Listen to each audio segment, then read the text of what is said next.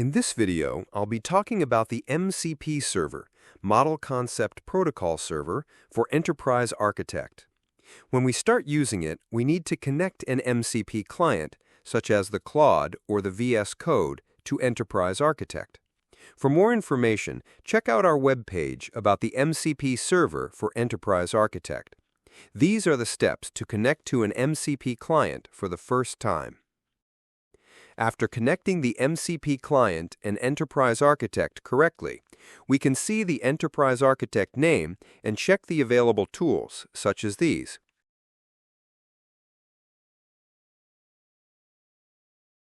Then, launch Enterprise Architect, open the target project, and open the diagram you want to check.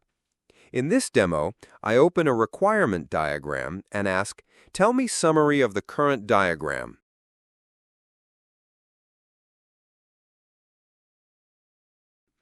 This AI application now communicates with Enterprise Architect to retrieve information about the currently open diagram and related information about the elements and connectors in the diagram.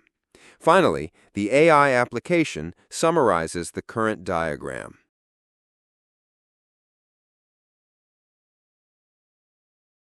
Then I ask the AI, "Do you think there are more necessary requirements? If yes, please tell me idea of 2 requirements."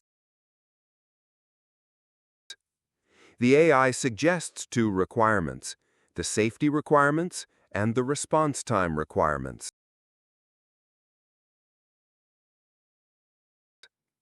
Now I change to the Enterprise Architect window and select the VCCU block element.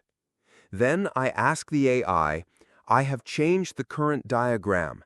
Tell me currently selected element." Again, the AI communicates with Enterprise Architect.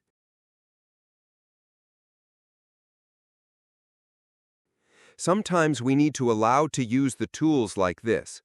This is the confirmation dialog to use the tools. Answer yes to use the tools. Finally, the AI gets current element VCCU. Then I ask which diagrams this element uses. The AI tries to find diagrams which this VCCU block is used. After this, enter "Please open and select in all these diagrams." We can open diagrams in Enterprise Architect. Let's switch to Enterprise Architect and see what it looks like.